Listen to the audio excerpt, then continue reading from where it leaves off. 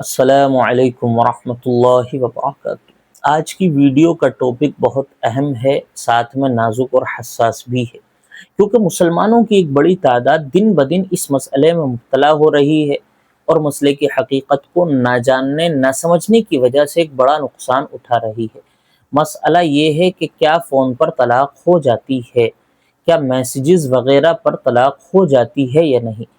ظاہر سی بات ہے، بہت اہم مسئلہ ہے، دن بدن بہت زیادہ پیش آ رہا ہے اور صحیح صورت نہ جاننے کی وجہ سے امت بہت بڑا نقصان اٹھا رہی ہے۔ تو آج کی اس ویڈیو میں تفصیل کے ساتھ انشاءاللہ ہم یہ والی بات سمجھنے والے ہیں کہ فون پر اور میسج پر طلاق ہو جاتی ہے یا نہیں۔ دیکھیے، فون پر اگر شوہر نے اپنی بیوی سے طلاق کا لفظ استعمال کر لیا ہے تو طلاق ہو جائے گی، بالکل ہو جائے گی، اس میں کوئی شک نہیں ہے، کیونکہ بعض لوگوں میں جو یہ بات مشہور ہے کہ طلاق دینے کے لیے بیوی کا سننا ضروری ہے، سامنے ہونا ضروری ہے، گواہ ہونا ضروری ہے، یہ تمام باتیں فضول ہیں، ان کی کوئی حقیقت نہیں۔ اگر کوئی شوہر اپنی بیوی کو اس کے پیچھے بھی طلاق دے دے تب بھی ہو جاتی ہے۔ بیوی کا سننا ضروری نہیں ہے، گواہوں کا ہونا ضروری نہیں ہے، ہر حال میں اگر شوہر نے طلاق دی ہے تو طلاق ہو جائے گی۔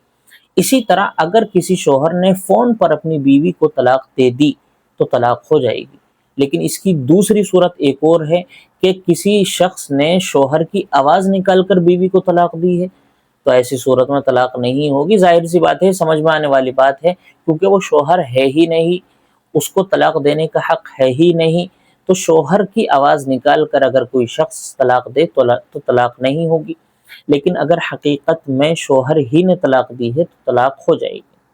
دوسرا مسئلہ کوئی شخص واٹس ایپ پر، فیس بک پر، ای میل پر یا کسی بھی طرح کے میسج پر ہنسی میں، مذاق میں، غصے میں، کسی بھی کنڈیشن میں اپنی بیوی کو طلاق طلاق دے میسیجز وغیرہ پر، تو طلاق ہو جائے گی یا نہیں؟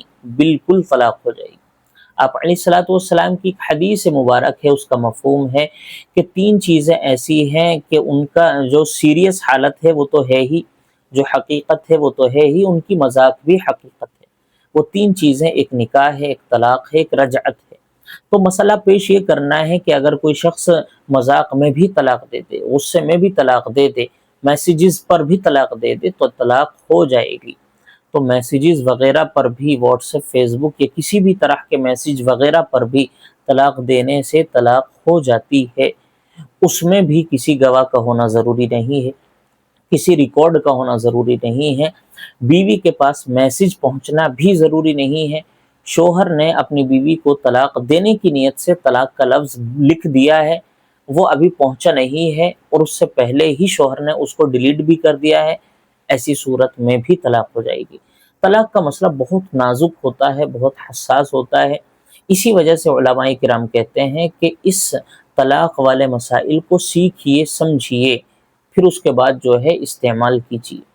اور شریعت یہ حکم دیتی ہے کہ آپ اس طرح کے الفاظ بولنے سے ہر حال میں رک جائیں، بالکل بھی استعمال نہ کریں، کیونکہ آپ کو حقیقت اور حکم تو معلوم ہے نہیں، آپ ان کا استعمال کرتے ہیں، پھر جو ہے ناجائز طریقے اختیار کرتے پھرتے ہیں، راستے نکالتے پھرتے ہیں، اور راستہ طلاق کے بعد بچتا نہیں ہے۔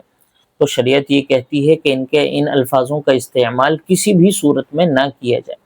پھر بھی اگر کسی شخص نے فون پر، میسج پر یا کسی بھی صورت میں طلاق دے دی ہے تو پھر اس کو صرف واٹس ایپ پر، صرف جو ہے فیس بک وغیرہ پر یا یوٹیوب وغیرہ پر دیکھ کر نہ سیکھیں، بلکہ پوری صورت بتا کر، پوری کنڈیشن بتا کر اس کو لکھیں، کسی دارالافتاء یا کسی مستند عالم دین سے مسئلہ معلوم کریں کہ ایسی صورت میں طلاق ہوئی ہے یا نہیں۔ صرف یوٹیوب وغیرہ کی ویڈیوز دیکھ کر یہ مان لیں کہ طلاق ہو گئی ہے، کہ یہ مان لیں کہ طلاق نہیں ہوئی ہے، ایسا نہ کریں۔ طلاق کی صورت اگر آپ کے یہاں پیش آئی ہے تو اس کو کسی ضرور دارالافتاء سے پوچھیں یا کسی ضرور مستند عالم سے پوچھیں، تبھی اس کی جو ہے اگلا قدم اٹھائیں، اس سے پہلے کوئی قدم نہ اٹھائیں۔ السلام علیکم ورحمۃ اللہ وبرکاتہ۔